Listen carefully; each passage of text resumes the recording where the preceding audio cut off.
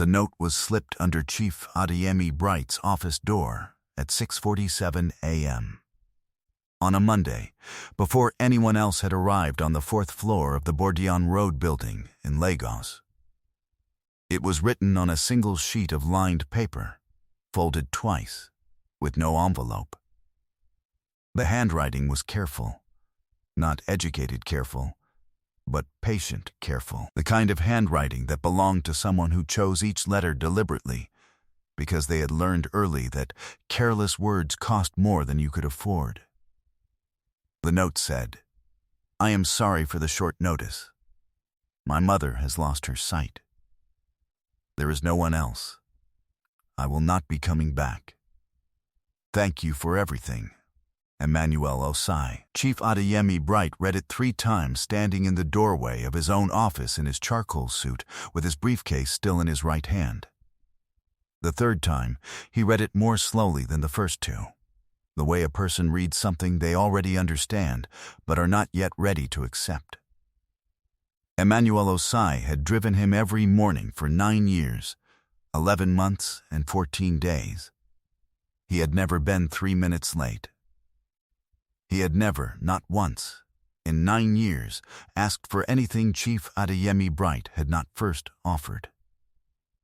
He had not asked for a raise in year 3, when the man he was driving was named to 2 boards and a national advisory committee, and the evening events got longer, and the night drives home got darker. He had not asked for a day off in year 6, when Chief Adeyemi Bright saw him wince getting out of the car after a 12-hour day, and asked what was wrong, and Emmanuel had said, "Nothing, sir," in a voice that meant something else entirely. He had been there, every morning at 5:48 a.m., with the car running and the temperature set to 19 degrees because Chief Adeyemi Bright had mentioned once, in passing, in year 1, that he preferred to be cool in the mornings. Once, in year 2, the car had a flat at 4:22 a.m. on the 3rd mainland bridge during a rainstorm. Chief Adeyemi Bright had been at an overnight meeting in Victoria Island and was due at the airport by 6 a.m. Emmanuel had changed the tire in the rain, in the dark, in 12 minutes. He had arrived at the Victoria Island building at 4:54 a.m. He had not mentioned the tire. He had handed Chief Adeyemi Bright an umbrella as he came out of the building, because it was still raining, and he had said, "We have time, sir." He had been 41 years old when he started. He was 51 now, or close to it. Chief Adeyemi Bright knew this, because he had signed the long service certificate 2 years ago, and had noted, looking at the date of birth on the document, that Emmanuel was 9 years younger than he looked. Not haggard, just worn in the way that honest work wears people, evenly and from the outside in. Chief Adeyemi Bright folded the note back along its original creases and placed it on the corner of his desk. He stood at the window for a while. Below him, the street was just beginning to wake.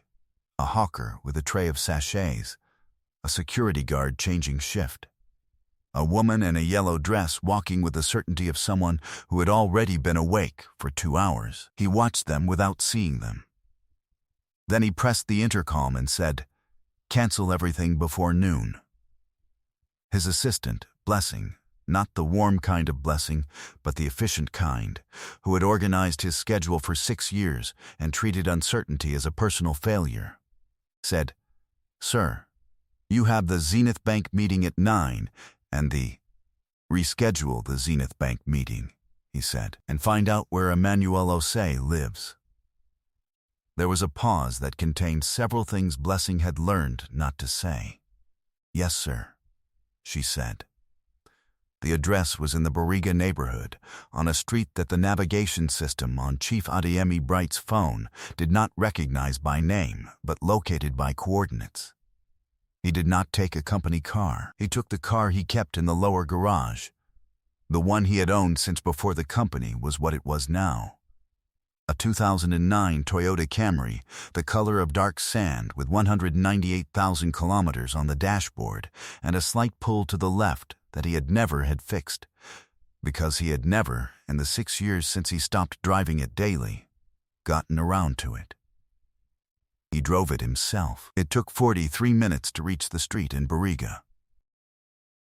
It was a narrow street, the kind where two cars could not pass each other without one of them folding in a mirror, lined with compound buildings whose outer walls were painted in shades that had been decisive colors once and were now versions of themselves. There were children. There was a smell of coal pot smoke and something frying, and the chemical sweetness of a sachet soap someone was using somewhere nearby. A goat stood at the junction with the profound stillness of an animal that had nowhere specific to be. Chief Adeyemi Bright parked the Camry half on the curb. He got out. He asked a boy sitting on a step for the Osei compound, and the boy pointed without looking up from what he was doing. The compound gate was green, the paint peeling from the lower third. It was unlatched. He pushed it open and walked into a courtyard where a woman was hanging a shirt on a line strung between two poles. She looked at him. He was wearing the charcoal suit. He was wearing it on a residential street in Barriga at 8:30 in the morning, and it did not fit the street, and they both knew it. "I'm looking for Emmanuel Osei," he said. The woman assessed him with the flat precision of someone who lived where strangers had reasons. "Which one are you?" she said. "I'm his employer," he said. "Former employer." "I wanted to speak with him." She nodded toward the door at the far end of the courtyard without warmth or welcome. It was a plain wooden door, painted green to match the gate, with a piece of cloth hung inside the glass panel where glass should be. He walked to it and knocked. The sound from inside took a moment. He heard movement, the particular movement of someone adjusting to something that required adjustment, the shuffle and pause of a routine being interrupted. Then the door opened. Emmanuel Osei looked at him the way a man looks at a thing he expects but is not prepared for. He was wearing a plain white singlet and gray trousers and no shoes.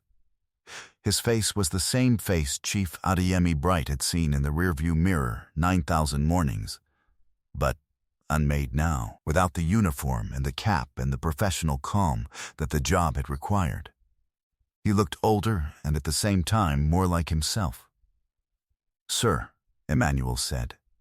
He said it the way he always said it, without servility, without the over-performance of someone trying to reassure. Just the word, flat and respectful. "May I come in?" Chief Adeyemi Bright said. Emmanuel stood aside. The room was small and ordered with the same precision Emmanuel had applied to every car Chief Adeyemi Bright had ever sat in. There was a table with 2 chairs. There was a shelf with books and a radio. There was a curtain separating this room from whatever was behind it. On the table there was a bowl, a cup, and a folded towel. Everything was in a position that felt chosen rather than arrived at. From behind the curtain came a sound, a small adjustment, a settling. "My mother is sleeping," Emmanuel said. He said it quietly toward the curtain. Chief Adeyemi Bright sat in the chair he was directed to. Emmanuel sat across from him. Neither of them spoke for a moment. Through the small window above the shelf, the sound of the courtyard came in. The woman with the laundry, a radio from somewhere else, a child's voice rising and stopping. "Tell me, what happened, Chief?" Adeyemi Bright said. Emmanuel looked at his hands. They were the hands of someone who had spent 10 years opening and closing doors, carrying bags, gripping steering wheels in the particular controlled way that long-distance professional driving requires. The knuckles were large. The skin across the back of each hand was slightly thickened. "It came on in 3 months," Emmanuel said. "The doctors call it something. I have the name written down. It is a condition where the nerve behind the eye. It happened to her father, too, she said. We didn't know. She started losing the edges in July. By September, she could see only what was directly in front of her. By last week, she couldn't see the window from the chair. He said it without self-pity, which was the same voice he used for everything. The tire on the bridge, the traffic that made 20 minutes into 40. The morning in year 7 when Chief Adeyemi Bright had been short with him over something that was not Emmanuel's fault. And Emmanuel had simply said, "I understand, sir," and driven the rest of the way in a silence that forgave without being asked to. "Does she have medication?" Chief Adeyemi Bright said. "There is medication. It does not reverse what has already happened, but it slows the next stage." Emmanuel paused. "It is 14,800 naira per month. And she cannot be left alone. She does not say this. She would not say it. But she cannot. She burned herself on the pot 3 days ago because she could not see where the edge was." He turned his right hand over and looked at the palm, then turned it back. "I cannot pay for the medication and also pay someone to stay with her while I work. I tried to find a solution for 5 weeks before I sent the note. I did not find one." Chief Adeyemi Bright said nothing for a moment.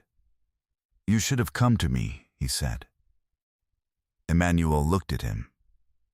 Not reproachfully, not with the layered meaning of someone who had been wronged and was pointing to it carefully. He looked at him the way he looked at most things, directly, without decoration. "I don't come to people," Emmanuel said. "That's not," he stopped. "I have never been someone who comes to people with problems." "I know," Chief Adeyemi Bright said. From behind the curtain, the sound shifted. A voice, low and papery with age, said something in Yoruba. Emmanuel turned toward the curtain and answered in the same language, gently, and there was a brief exchange and then quiet again. He turned back. "She wants to know if there is someone there," he said. "Tell her there is," Chief Adeyemi Bright said. Emmanuel said something in Yoruba. The voice behind the curtain said something back. Emmanuel almost smiled, not quite, but the corner of his mouth moved in a way that meant the same thing. "She says to offer you tea," he said. "Please tell her I would be honored," Chief Adeyemi Bright said.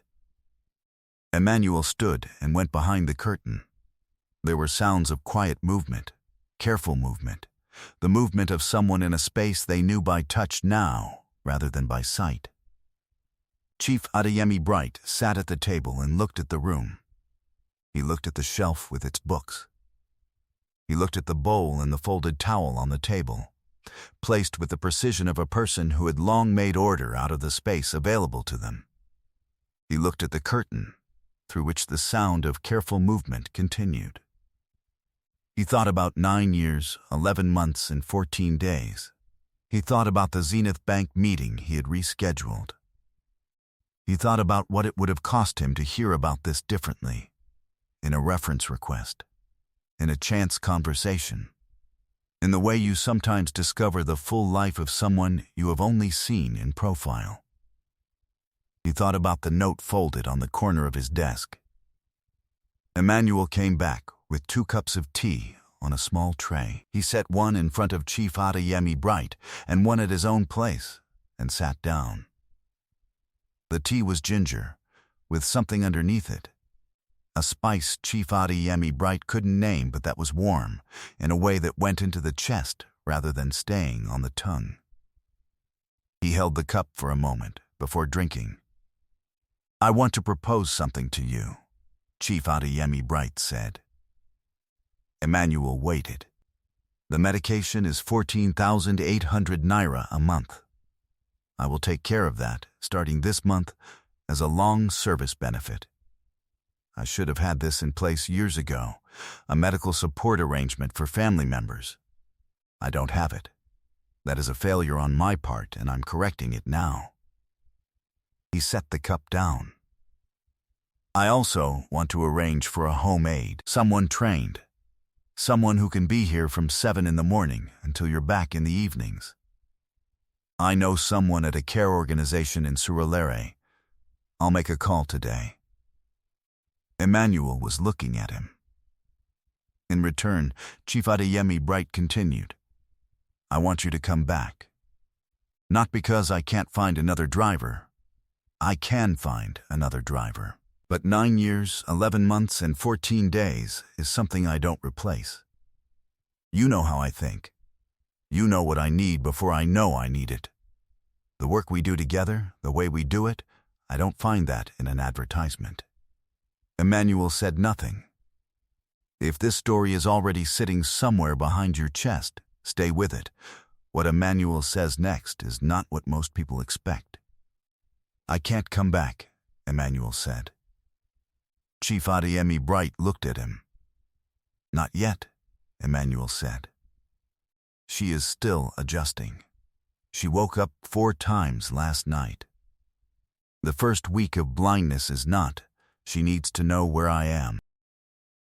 If I come back before she can trust that someone else is there and that they can be trusted, I will spend the whole day outside your building, and I will not be fully there.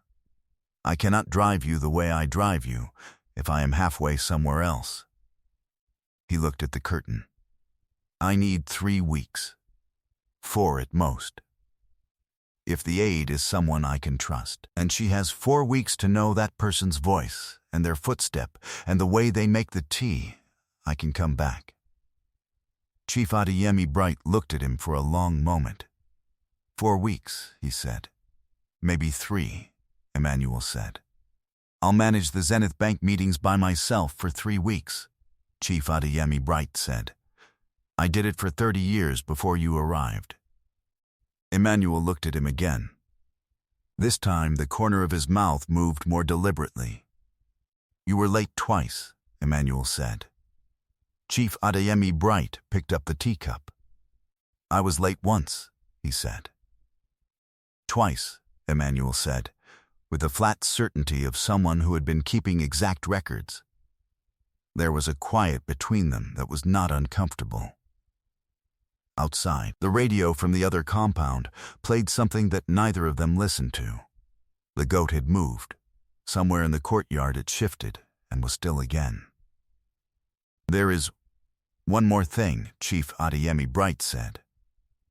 He reached into the inside pocket of the charcoal jacket and took out an envelope and placed it on the table.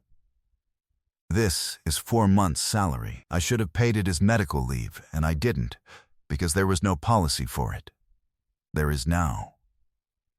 Emmanuel looked at the envelope, but did not touch it. I didn't leave because of money, he said. I know, Chief Adeyemi Bright said. That's exactly why I'm giving it to you. From behind the curtain the voice came again, low and unhurried, and Emmanuel answered. The exchange was longer this time. Chief Adeyemi Bright listened to the sound of it without understanding the words, the particular music of a language being used gently between 2 people who had spoken it together for 50 years.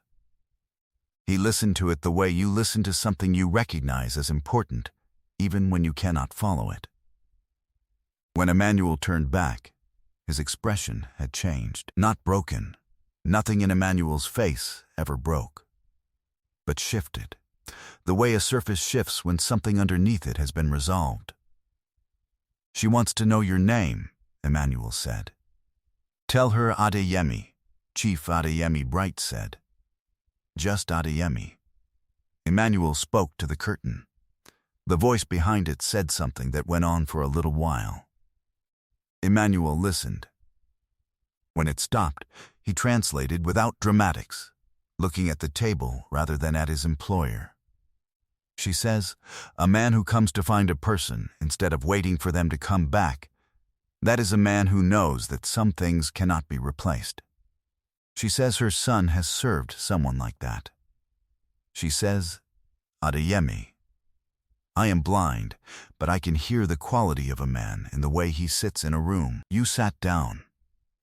Chief Adeyemi Bright looked at the curtain. Tell her, he said, and then stopped and started again. Tell her the quality of the man is in who raised him. Emmanuel translated. The voice responded, a single short sentence. She says, I know, Emmanuel said. Chief Adeyemi Bright placed both hands flat on the table, then lifted them and stood. He buttoned his jacket. He looked at the envelope on the table, which Emmanuel had still not touched. He looked at the cups, at the folded towel, at the shelf. 3 weeks, he said. Maybe less, Emmanuel said. He stood also, in the way he always stood when Chief Adeyemi Bright stood, not performatively, not out of habit, but because standing was the appropriate thing. Equal footing. Before I go, Chief Adeyemi Bright said, I want to tell you something. In 9 years I have had 3 meetings that I would call, the kind that change a direction. 3. All 3 of them. I was calm enough to think clearly because of how I had arrived. He looked at Emmanuel. You are part of every decision I have made in this company for almost 10 years. I don't say that easily. I say it because it is accurate. Emmanuel received this the way he received everything, without performing an emotion he wasn't feeling, without dismissing what was real. He gave a small, precise nod. I'll be there at 5:48, he said. 5:48, Chief Adeyemi Bright confirmed. He walked to the door. He opened it. The courtyard was the same. The woman with the laundry, who was now folding what she had hung, the child's voice, the smoke. He walked back through the green gate into the Camry with its 198,000 kilometers and the slight pull to the left, and he sat in the driver's seat for a moment before starting the engine. He sat the way a man sits when he has been somewhere that will cost him something to leave, not something he regrets, something he wants to keep sitting in for a few more seconds. Then he started the car and drove back to Bourdieu Road, pulling left against the road the whole way. Blessing had rescheduled the Zenith Bank meeting to 2:00 p.m. She had also, without being asked, placed a note on his desk beside the folded paper from Emmanuel. The name and number of a care organization in Surulere that specialized in home support for elderly patients with vision impairment. When Chief Adeyemi Bright arrived at the office at 10:41 a.m., he picked up this note first and made the call before he opened any other correspondence. The aide's name was Nkechi. She came to the Bariga compound the following Thursday, and she stayed for 2 hours, and Emmanuel watched her the way he watched everything, for reliability, for steadiness, for the particular quality of attention that could not be faked for long. She came back Friday and stayed 3 hours. By the second week she was there every morning at 7, and Emmanuel knew she was there because his mother had stopped asking where he was going when he left the room. By the 19th day his mother referred to Nkechi by a shortened version of her name that she had invented herself. By the 21st day she had taught Nkechi the correct way to make the ginger tea, which was to add a specific spice that Nkechi learned by smell rather than measure, because no measurement had ever been written down. At 5:46 a.m. On a Wednesday in the 3rd week, Emmanuel Osai was standing beside the car in the lower garage of the Bourdieu Road building. He was wearing the uniform. The cap was on. The car was running. The temperature inside was 19 degrees. Chief Adeyemi Bright came down at 5:51. He was 5 minutes later than usual, which was not like him. He did not explain it. He got into the back seat and put his briefcase on the seat beside him and looked at the rearview mirror. Emmanuel looked back. "Good morning, sir," Emmanuel said. "Good morning," Chief Adeyemi Bright said. "How is she?" "She is learning," Emmanuel said. "She organized the shelf by memory yesterday. Everything in the order she wanted it. I didn't move anything, and she knew where all of it was this morning." Chief Adeyemi Bright looked at the mirror. "She sounds like you," he said. Emmanuel put the car in drive. "She's better," he said. They pulled out into the Lagos morning, the weight of it, the noise of it, the particular density of a city that had already been awake for hours before either of them arrived in it. The road stretched ahead in the way it always stretched. The day arranged itself around them the way it always did, and in the precise and unremarkable way that all important things continue, the car moved forward, and they were back. What happened after that was not a story with a single dramatic moment. There was no press conference, no public announcement. What Chief Adeyemi Bright did instead was this. He called together his executive committee at the end of that month, and he placed a new policy on the table. A family medical support provision for all staff, regardless of title, regardless of level. He explained, without sentimentality and without anecdote, that the company had allowed a man with 9 years of irreplaceable service to arrive at a crisis point before it knew to help. He said this was not acceptable, and he was correcting it. The provision passed unanimously. It was implemented in 6 weeks. The first payment under the policy went to a woman in the accounts department whose husband had been managing a kidney condition for 2 years on a salary that barely covered the monthly treatment. Nobody in that executive committee knew the specific story that had prompted the policy. That was not the point.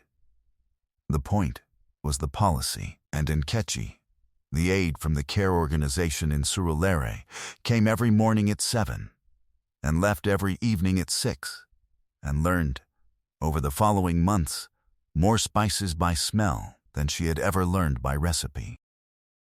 Emmanuel's mother taught her 3 things she had never taught anyone: the correct temperature for palm oil before you add the crayfish, the particular sound a pot makes when it is 2 minutes from boiling over, and how to tell whether a guava is ready by pressing it at the stem end rather than the middle. She taught these things in Yoruba, and Nkechi answered in Yoruba she was building, slowly, word by word, from what was being given to her. On some evenings, Emmanuel came home to find his mother already asleep, and Nkechi sitting in the chair by the curtain, reading by the light from the window. And the room smelled of ginger tea and something cooking, and the quiet of a place where 2 people had been all day and had made enough warmth between them that it was still there when he walked in. He stood in those moments for a few seconds before announcing himself. He did not call them heartbreaking or beautiful. He noted them, the way he noted everything. He filed them in whatever part of him kept exact records. He was there at 5:48 every morning. He was always going to be. Dexter Adeyemi Bright, as Chief Adeyemi Bright's eldest son would later call him. In the speech he gave at the company's 35th anniversary dinner, describing his father as a man who had driven himself to Bariga in an old Camry with a pull to the left because a man he valued had needed someone to come, said something in that speech that was quoted afterward in 2 newspapers. He said, his father's first act of leadership every day was not what he said in the boardroom, but what he noticed on the way there. He was talking about Emmanuel. He was talking about all of them. The world will tell you that power is what a person commands. But the real test of a powerful person is not what they command. It is who they go to find when they are not required to find anyone. Chief Adeyemi Bright drove himself to Bariga in a suit that didn't fit the street. He knocked on a green door. He sat down. He drank the tea. He stayed long enough to hear what was actually being said. There are people in your life right now who are managing something you have not asked about. Not because they haven't wanted to tell you, because they are the kind of people who don't come to others with problems. They do the extra thing. They show up before they're expected. They change the tire in the rain without mentioning it. And when they reach the point where they cannot do it alone, they write a note on a piece of lined paper, fold it twice, and leave it where you'll find it in the morning. The question is, what do you do when you find it? If someone in your life has ever given you 9 years of quiet, unremarked devotion, the kind you only fully see when it's suddenly gone, leave a comment and tell me who that person was. Not their name, just who they were to you. I really want to read it. Subscribe for more stories about the people who keep things running and the rare ones who bother to notice. Until next time.